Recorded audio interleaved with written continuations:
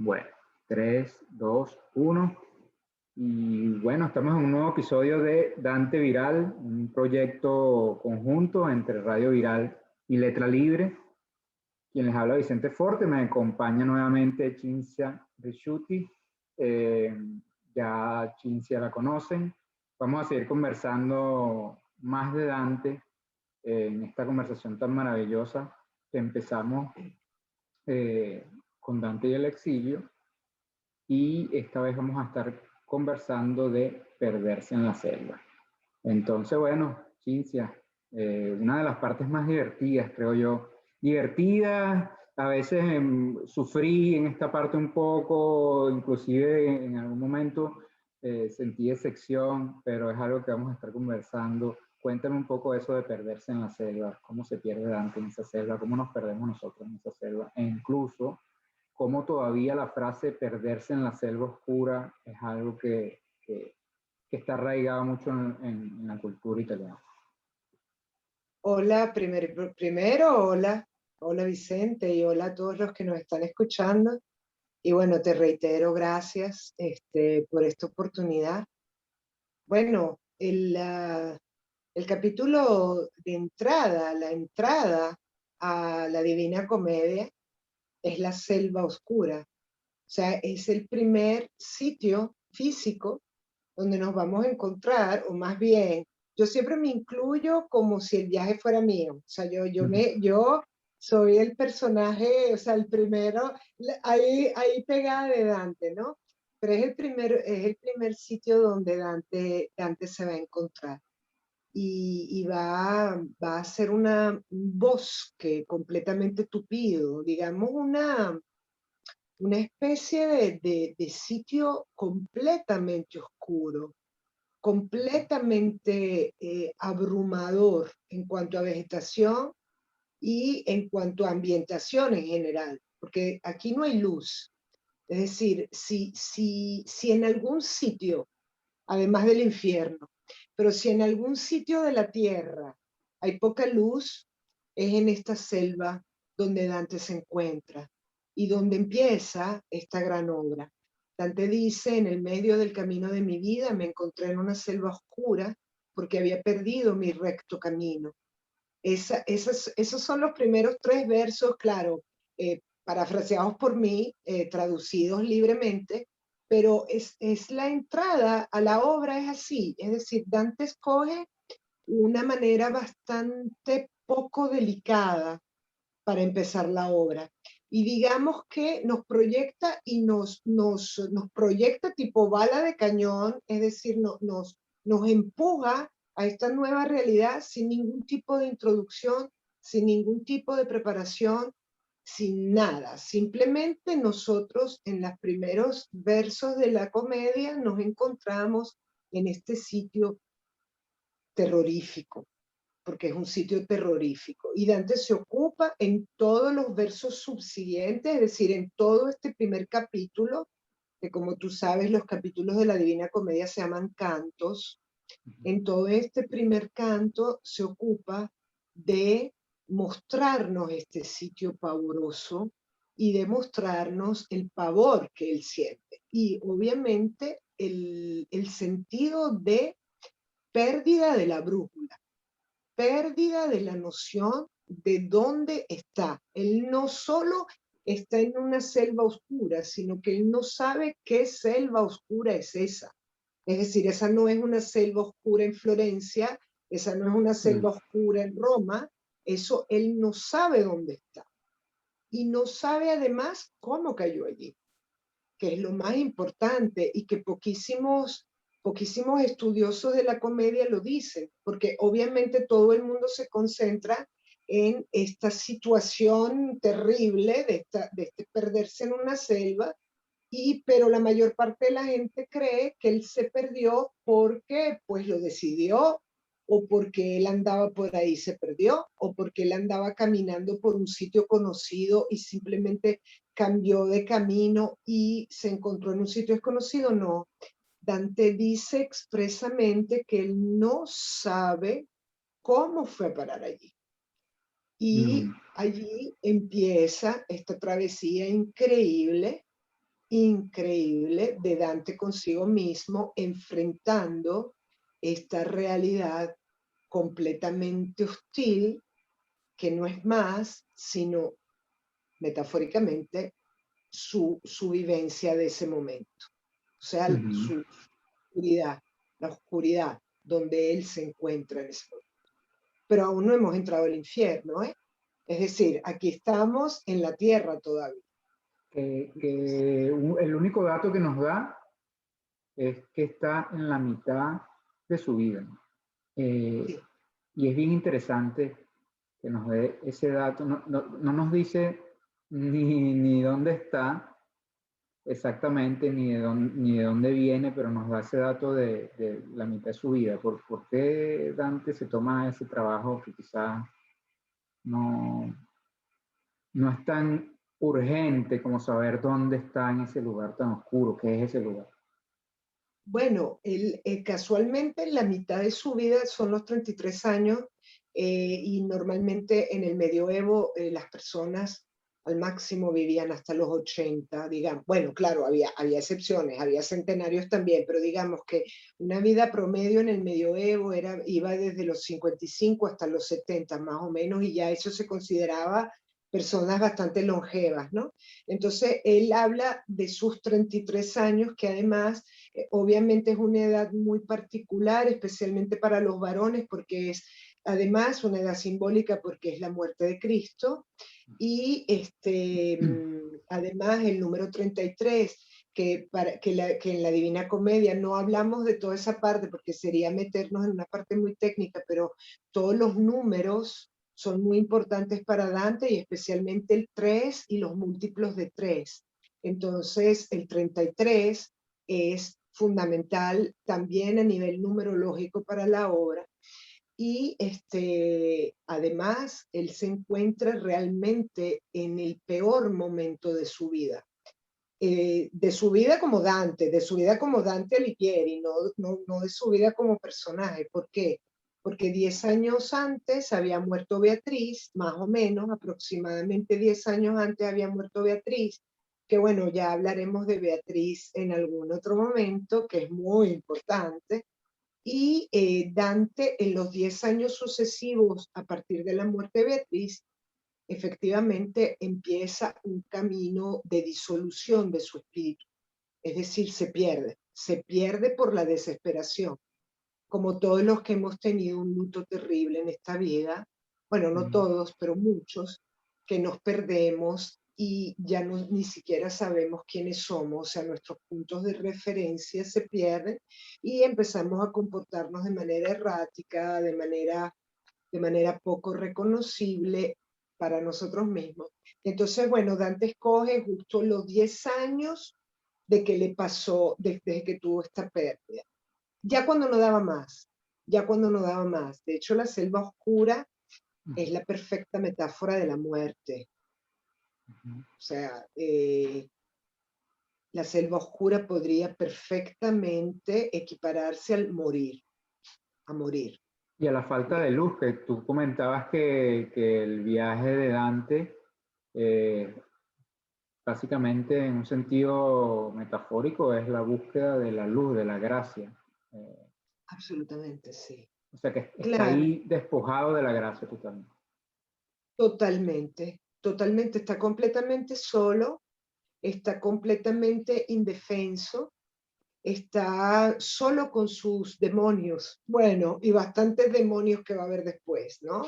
Ya sabemos además que se encuentra en la selva, porque además lo hermoso, cuando yo digo hermoso lo digo poéticamente, no lo hermoso de bonito, sino lo hermoso de emocionante, de apasionante, es que Dante se encuentra en esta situación completamente inesperada para él, inesperada, y obviamente él saca el guáramo que sacaríamos todos y que todos hemos sacado cuando nos hemos encontrado en la selva oscura en nuestras vidas, porque yo estoy convencida de que la selva oscura somos todos, y todos nos perdemos una vez, si tenemos suerte, o varias veces en esta selva oscura durante nuestra vida.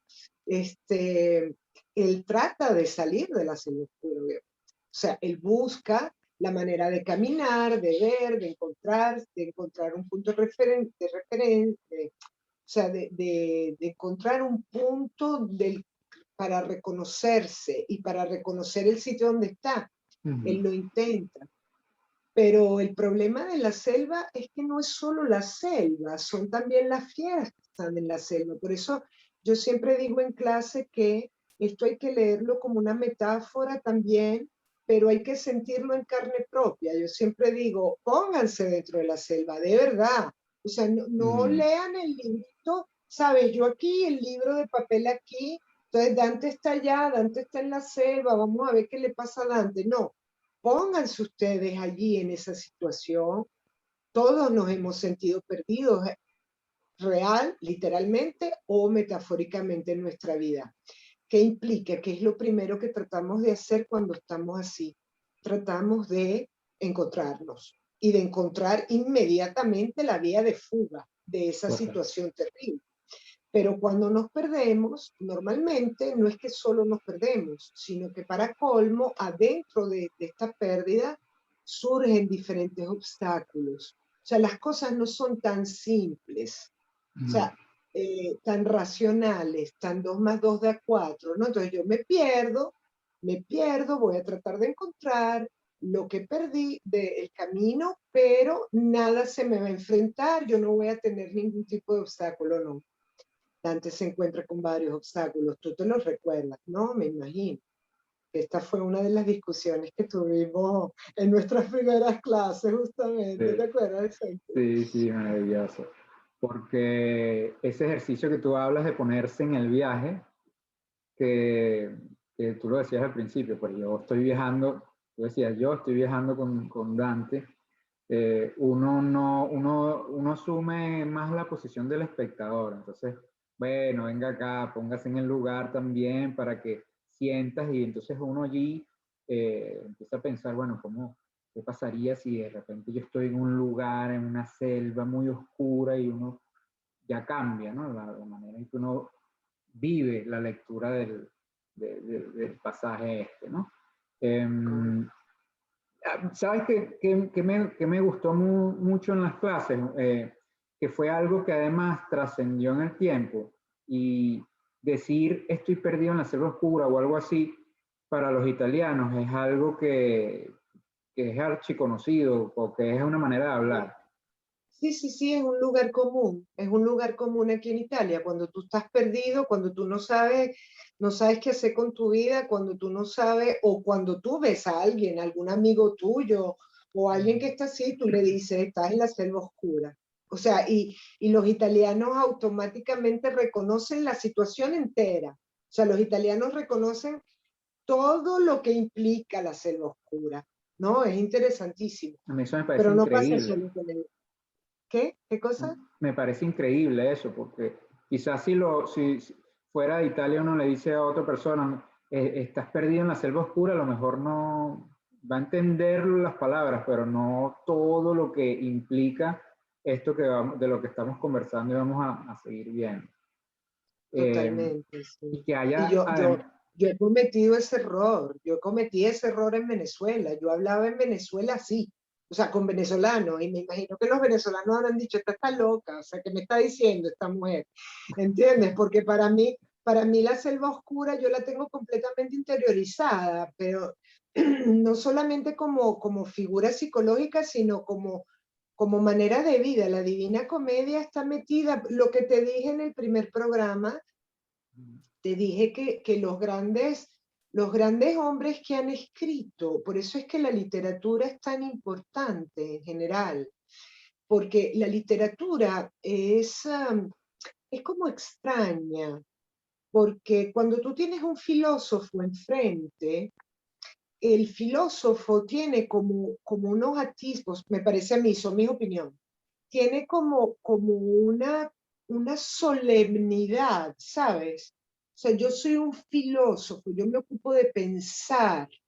Por lo tanto, lo que yo estoy diciendo tiene un peso específico importante para ti, ¿no? Casi como una verdad, casi como En cambio, cuando tú te encuentras con la literatura es mucho más íntima, es mucho más de tú a tú con la obra, ni siquiera con el escritor, imagínate tú, sino con la obra, o sea, con lo que tú vas sintiendo y vas viviendo allí.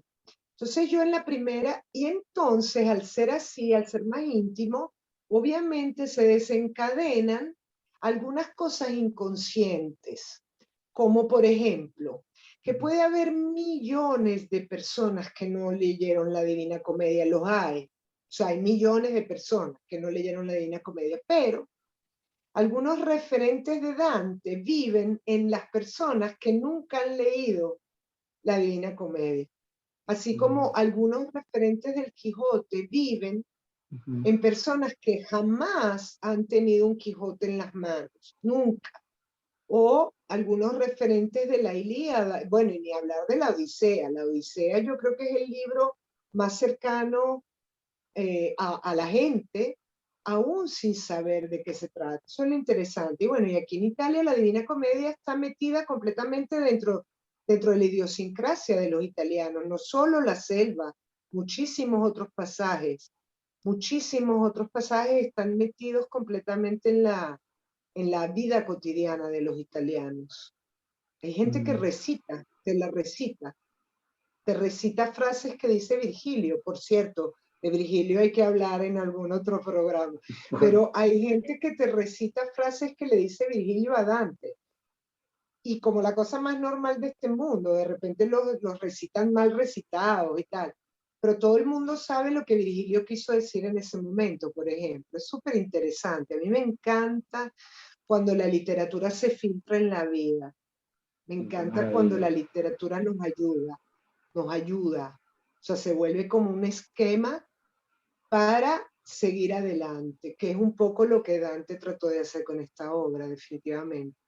Y incluso ahorita en la selva oscura, lo está empujando, él va a tener que ver qué hace, porque no puede regresar, tiene que seguir adelante, buscar una salida y Sí. bueno, se consigue con unas cositas, unas amenazas. Sí, sí, se consigue con unas amenazas porque la selva oscura, como dijimos antes, es, uno la puede ver como un sitio físico, pero no es un sitio físico necesariamente. Es un sitio mental y un sitio espiritual. Es el sitio donde tú ya no sabes quién eres tú, ya no sabes cuál es tu norte, ya no sabes cuál es el camino que tienes que seguir cuando estás completamente confundido, cuando estás completamente perdido. Bueno, lo dice la misma, Dante lo dice, estoy perdido en esta selva. Y entonces cuando tú te pierdes en ese estado mental o en ese estado psicológico, hay algunos enemigos que tú tienes. O sea, porque las cosas no son tan simples como te dije antes, las cosas no son tan sencillas. Y entonces, así como cuando estabas chiquito y estabas en tu cuarto con todas las luces apagadas, el problema no era la oscuridad, el problema eran los monstruos que se escondían dentro de la oscuridad. Cintia, tú sabes que tú acabas Nadie de decir tiene, eso, tú acabas de decir eso, y esa imagen de estar, fíjate que increíble, ¿no?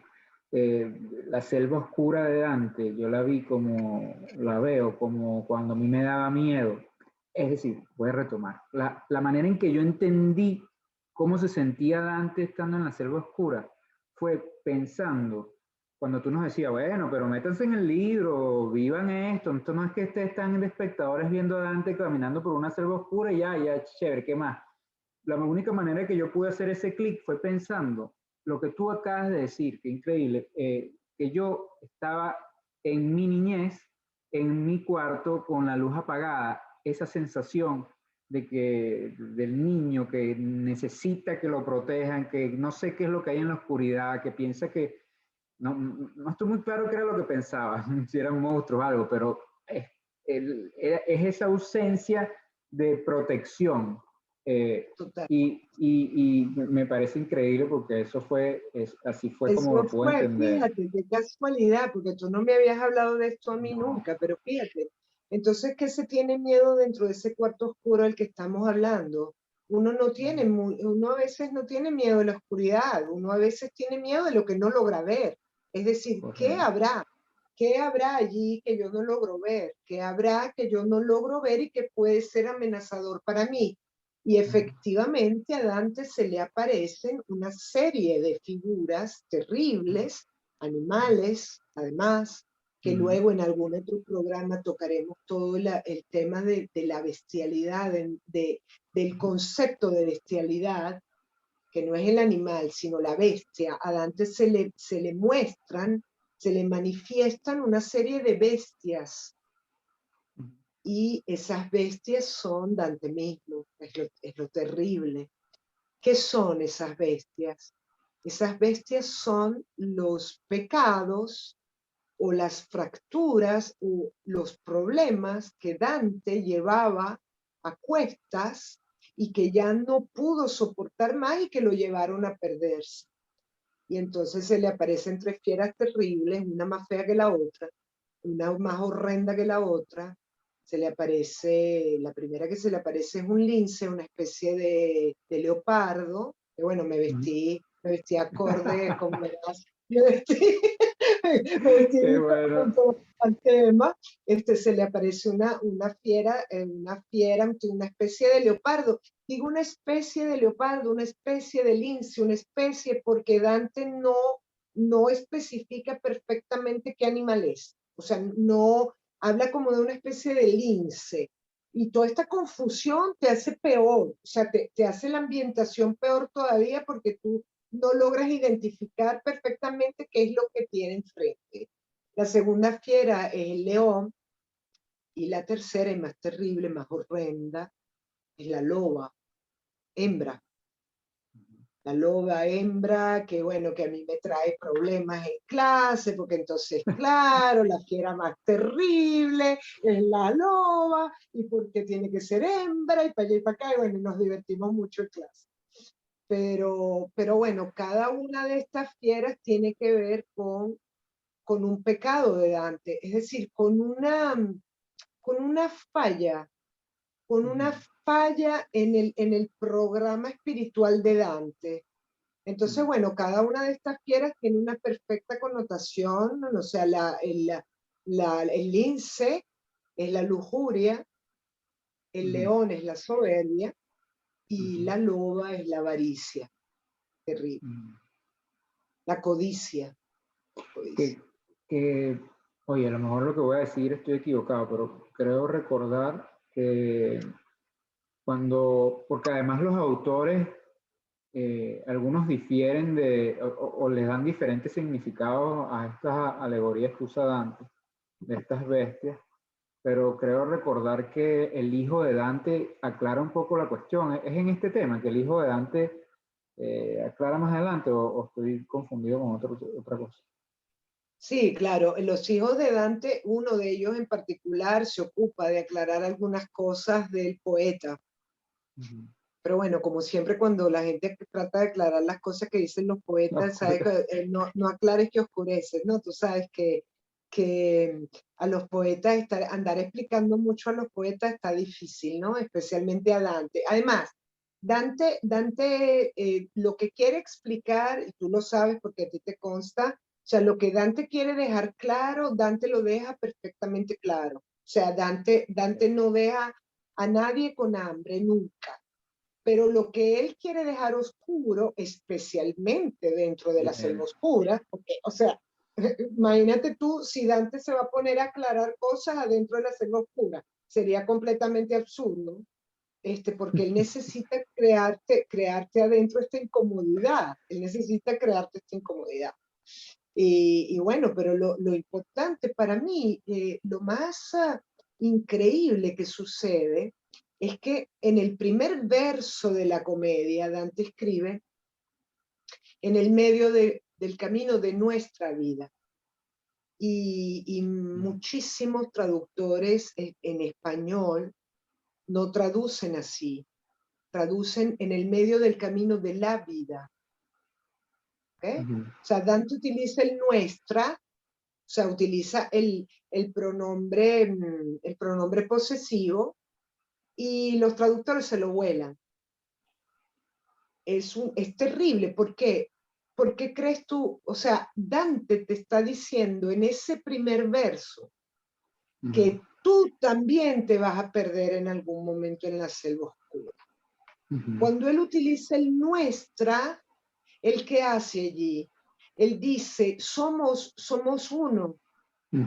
Es decir, lo que me está pasando a mí nos va a pasar a todos, y menos mal, porque luego, como dijimos en el primer programa, esto no se trata de una película de terror con un final horrendo, todo lo contrario. Todos estos pasos, todas estas vicisitudes que Dante atraviesa son simplemente para mejorarlo como persona. Claro, porque si no se pierde no se puede reencontrar. Básicamente, lo que no está perdido no puede volverse a encontrar. Exactamente, exactamente. Entonces, eso es lo interesante para mí, y que Dante en la primera frase de su obra nos incluye a todos y nos hace sentirnos acompañados cuando nos perdimos. O sea, si tú alguna vez te perdiste en la selva, tú te reconoces en Dante. O sea, tú te sientes acompañado por Dante. La Divina Comedia, además, para mí es una obra de compañía, es una obra de amistad. O sea, es una obra en la cual hay una gran solidaridad. Dante, tú lo sabes, Dante le habla a sus lectores. Dante dice, lector tal cosa, lector tal otra cosa. O sea, te hace que participes. Y bueno, y uno participa de esta desesperación terrible, porque Dante sabe que la selva oscura no es un camping, no es un campamento, no es, ay, me perdí y tal, pero ya me voy a encontrar. Dante sabe que la selva oscura, en un 95% de las posibilidades, va a ser su muerte, porque estas fieras se lo van a comer. Es decir, estas fieras están allí para comérselo. Y bueno, y él trata de combatirlas, y ya cuando al final se le aparece la loba, terrible, hambrienta, hambrientísima, él dice que mientras más come, más hambre tiene, porque representa la codicia. Maravilla. Dice, mientras más come, más flaca está y más hambre tiene. Imagínate tú, si tú te consigues con una fiera así enfrente, estás Claro, voraz. muerto, porque no, es insaciable. Por lo tanto, tú estás completamente seguro que tú vas a ser su comida. O sea, que tú estás perdido. Y allí es cuando sucede el perder la soberbia y el arrodillarse. Ahí fue donde brinqué yo, me acuerdo. Eh, yo sentí cuando estábamos en esta parte que fue como un acto de, no sé, y bueno, pero ¿por qué no intentas? ¿Por qué no luchas? ¿Por qué te vas a arrodillar ante esto? ¿No? Pero eh, es hablar la soberbia desde quizás la soberbia, ¿no? Entonces eso Claro, se va entendiendo un poquito después. se Eh, va y, entendiendo. y también está el tema de lo que hablábamos, un poco más de lo mismo, de hay que imaginarse también esta fiera, hay que ponerse en ese sitio, imaginarse una fiera en un sitio donde tú no ves bien, donde está este animal voraz que te quiere hacer su comida, ¿no? Eh, pero en aquel momento yo sentí así como rabia, pero como me provocaba decirle, pero párate, vamos, lucha. Y sabes que salvando las distancias, a veces uno, entre la literatura y la vida, pero a veces uno, muchas veces, yo me considero alguien que ha pecado en ese sentido, de decirle muchas veces a alguien que está perdido en una selva oscura, párate, lucha, enfréntate, tal. Y no sé, a veces es mejor como pienso yo que calladito te ve más bonito porque quizás la soberbia, bueno, la Divina Comedia habla mucho de la soberbia, pero quizás no es lo mismo hablar desde estoy acompañándote versus eh, defiéndete desde mi visión soberbia de que tienes que hacer algo, ¿no? Pero es que tú no eres el que estás ahí.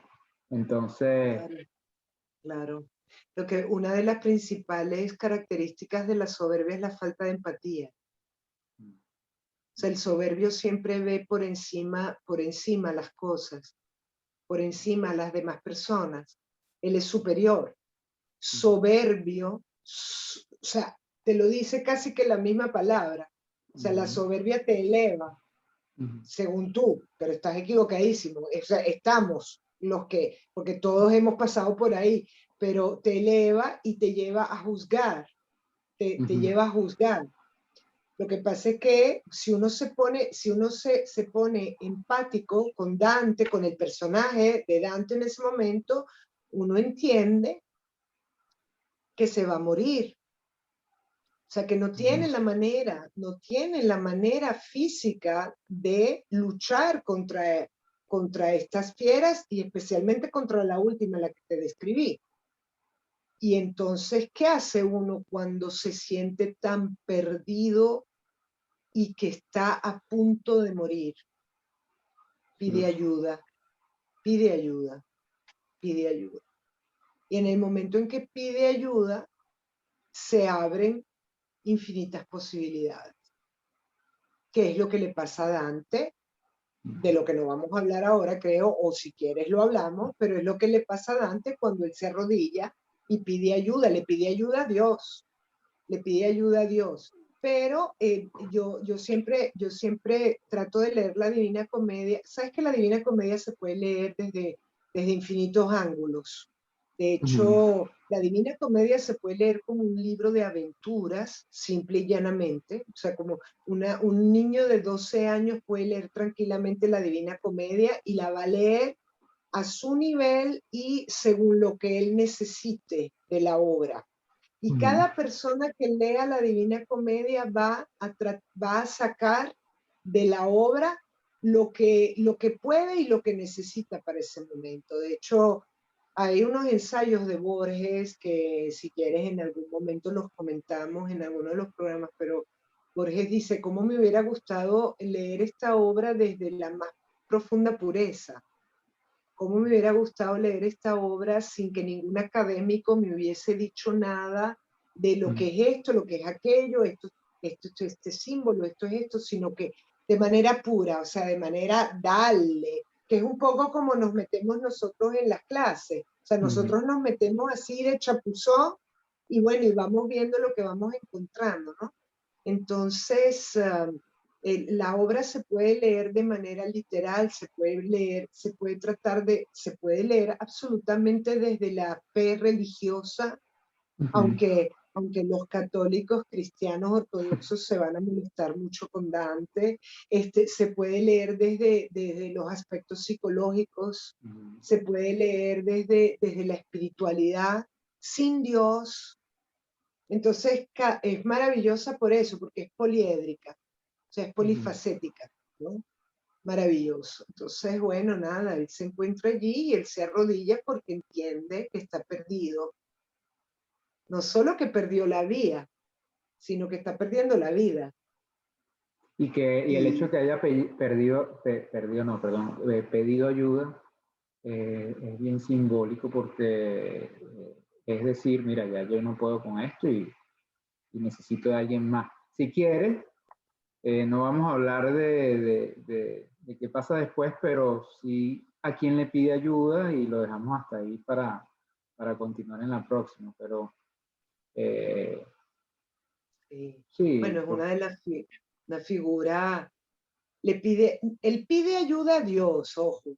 O sea, Dante te hace ver en toda esta situación que él no planificó nada, ¿no? O sea, él te hace ver que se encontró en la selva oscura y no entiende por qué, y te hace ver que él pide ayuda, se arrodilla, y dice, miserere de mí, pobre de mí, ayúdenme. Eso es lo que Dante dice.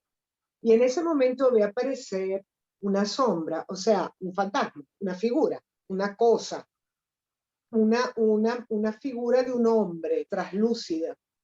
Y bueno, y es un hombre maravilloso, enorme, gigantesco, del que podríamos pasar horas hablando, que es el poeta Virgilio, que para Dante fue absolutamente fundamental, como para todos los estudiosos del medioevo, por varias razones, pero sobre todo porque Virgilio era un poeta muy particular. Virgilio es uno de los más grandes poetas de la historia de la humanidad, para mí, porque además escogió como el héroe de su obra fundamental, la Eneida, escogió un héroe perdedor. O sea, Eneas era un fugitivo de Troya y los troyanos habían perdido la guerra. Entonces, fíjate tú cómo todo tiene su... Y ¿Cómo te puedo con él decir? nada es gratuito, con Dante nada es gratuito. No, Y, nada es gratuito. Con Dante nada es gratuito. O sea, con Dante todo tiene una razón de ser.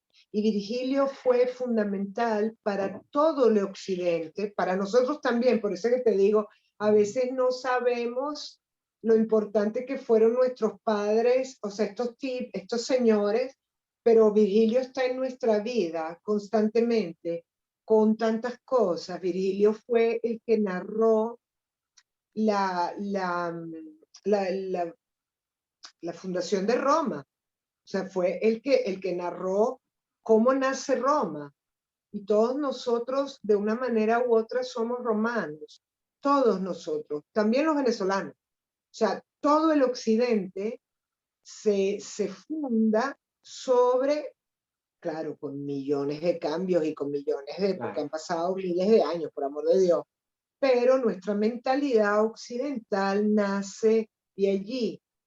Y entonces, para Dante, él era fundamental, Virgilio era fundamental, y Dante cuando lo ve y lo reconoce, imagínate tú, o sea, se le abre un mundo, porque él de sentirse muerto, o sea, de sentirse que se le iba a comer la loba, a estar con uno de los más enormes hombres que parió la humanidad. ¿Te imaginas cómo te cambia el panorama de las cosas, no? O sea, te sientes salvado inmediatamente, ¿no? Y no solamente cambia a Dante, cambia al lector. Bueno, a mí me ha cambiado mi relación con Virgilio y cada vez se crece más. Y creo bueno, que eso se descubre en estas lecturas y uno empieza a entender y a darle la dimensión justa a un personaje como Virgilio.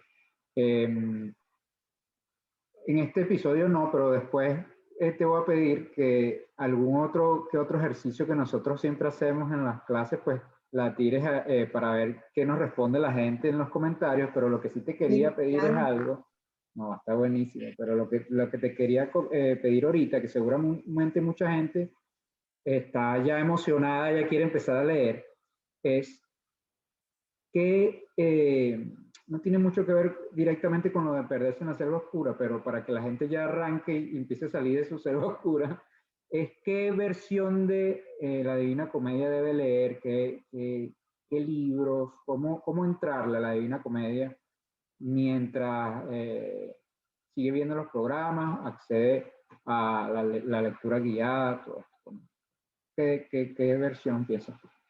Bueno, mira, hay varias traducciones, obviamente. La Divina Comedia está disponible online porque es un libro libre, o sea, es un libro que todo el mundo puede leer libremente, simplemente se busca canto primero, Divina Comedia, Dante, y te sale entera, o te sale por capítulos, no hay ningún problema. Hay muchas traducciones, varias, digamos, no muchas, pero varias traducciones y yo utilizo en la clase, tú lo sabes, utilizo la versión en la que me encariñé, que es la versión de Bartolomé Mitre, que es una versión vieja, o sea, es una versión, no es una versión actual. De hecho, el español es medio, pero nada, yo me encariñé con esa versión y creo que nos va bien en clase con Sí, ella, ¿verdad? O sea, sí. porque Mitre respeta mucho la métrica, respeta los versos, es decir, se ve que amaba mucho a Dante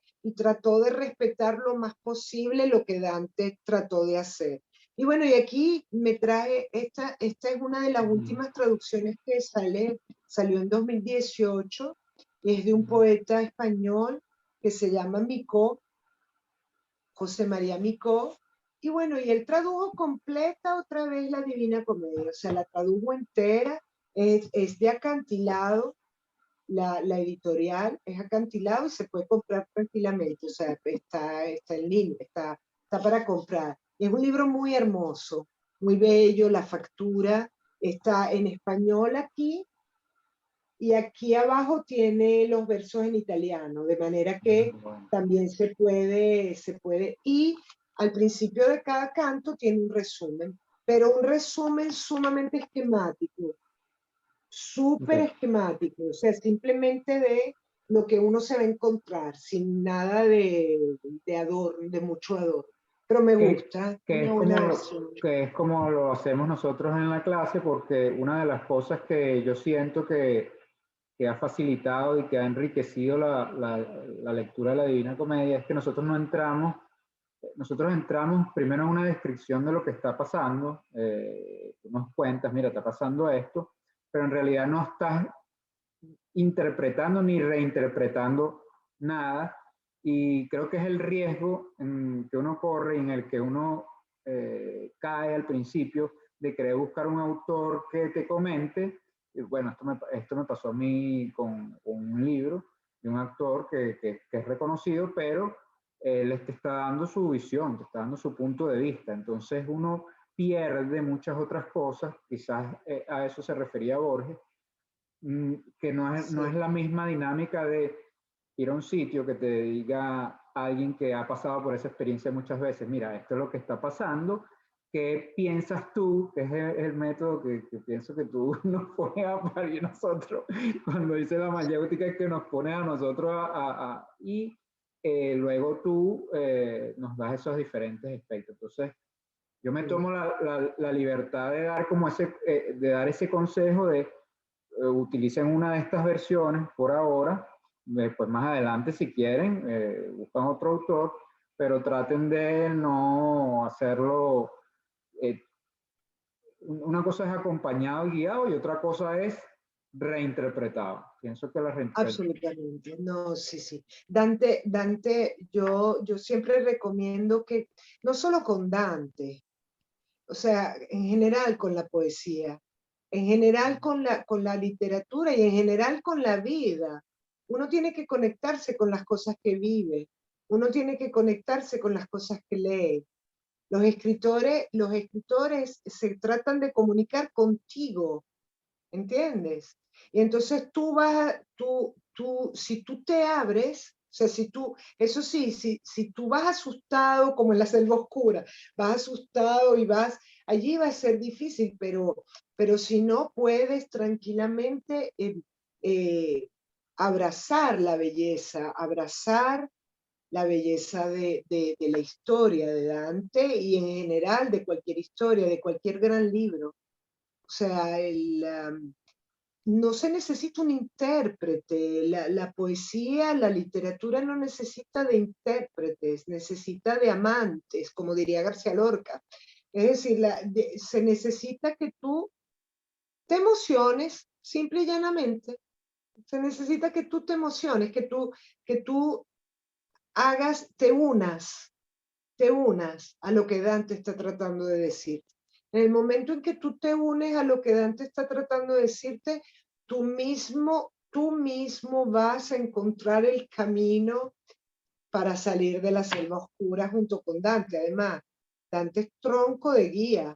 Si yo lo que hago y te consta en mis lecturas, en nuestros cursos, es simplemente acompañarlo y acompañarlos y acompañarme yo con él y con Virgilio, porque Virgilio es así como el padre, ¿no? O sea, Virgilio es el salvador de la patria.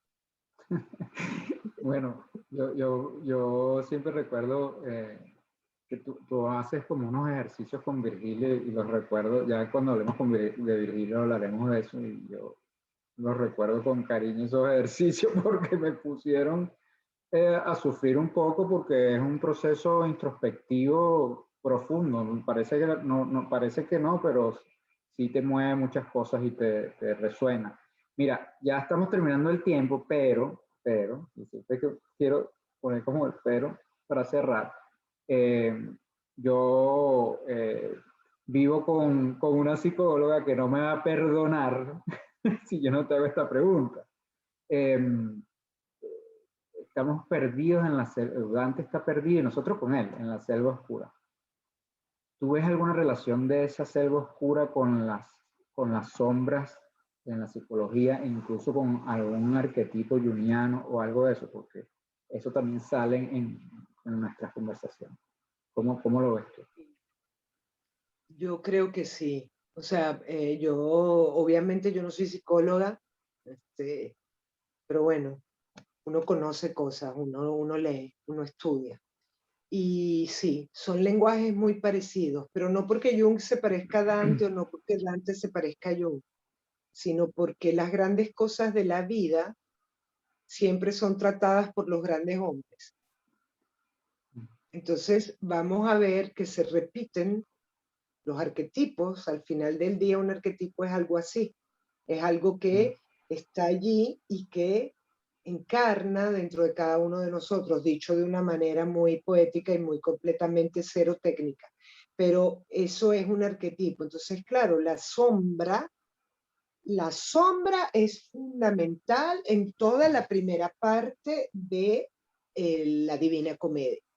La sombra como falta de luz, la sombra como entidades fantasmales, la sombra como los demonios que nos vamos a encontrar, porque nos los vamos a encontrar de todo tipo, vamos a encontrar de todo tipo de demonios, y sí, absolutamente. Y lo más interesante de esto es que todos las fieras que acabamos de describir son sombras de Dante, es decir, y de cada uno de nosotros. Fíjate que nombramos tres cosas fundamentales, nombramos la lujuria, la, la avaricia, la codicia y la soberbia.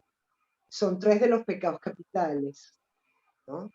Y bueno, y más adelante nos vamos a encontrar otros pecados capitales, pero si tú le quitas el ropaje religioso a esto, tú te das cuenta que son problemas. O sea, si no los quieres llamar pecados, los puedes llamar problemas. Problemáticas que se nos presentan en la vida y que no nos permiten expandirnos como nos pudiésemos expandir. Bueno, un avaro es la perfecta personificación de alguien que está contraído, ¿no? O sea, que está. Entonces, la loba está contraída, la loba está flaca, flaquísima, es decir, está completa, es casi que. Y entonces, todas estas cosas son fundamentales. Tan es así que, bueno, yo aquí tengo un libro, casualmente, que se llama, lamentablemente está solo en italiano y es de una terapeuta junguiana italiana y no ha sido traducido al español. A ver si en algún momento me animo. ¿Verdad? Sí, ojalá cuando tenga más tiempo. Lamentablemente falleció, o sea que no sé cómo podría hacerse, pero se llama A la búsqueda de Beatriz y dice aquí Dante y Jung. Fíjate, Dante y Jung. Entonces, esta es una experta en Jung que Qué maravilla ese compara, libro. sí, hace, digamos, los paralelismos entre Dante y Jung. Y no, es interesantísimo a nivel psicológico, y sí, cómo no, tienen todo tiene que ver con todo. Eso es lo que uno aprende cuando uno se mete en estas cosas. Uno se reconoce y reconoce tantas cosas que ha vivido, tantas cosas que ha Sí. leído. Sí, Uh-huh. yo estoy súper encantado con estas conversaciones. Déjame Yo decirte que también. se me ocurren miles de preguntas, además cosas como que voy conectando, pero bueno, ya también habrá más tiempo para yo poder, vamos a tocar ese tema, supongo, de la sombra y la luz, y también el tema de el viaje del héroe. Por cierto, voy a tener un programa con alguien que va a hablar del viaje del héroe, pero pienso que Wow. en Dante está totalmente eh, clarísimo. Sí, cómo no. Y Mm. bueno, después que termine el programa empiezo a anotar todas estas cosas para que no. Y después me cuentas del otro programa. Qué Sí, maravilla, qué sí. belleza. Está bien, Bueno, Vicente. bueno, Bueno, Cintia, muchísimas muchísimas gracias, de gracias. verdad. Y bueno, nada, seguimos. Seguimos más adelante. Yo igualmente en este programa les voy a dejar un resumen de lo que conversamos y voy a poner algunos enlaces a tus redes sociales, a todo aquello que ponga a la gente en contacto contigo y en contacto con Perfecto, Dante. Bueno, perfecto. Gracias. gracias, Chévere, Cintia. buenísimo. Saludos. Gracias, Bueno, Vicente. Un chao, abrazo. chao.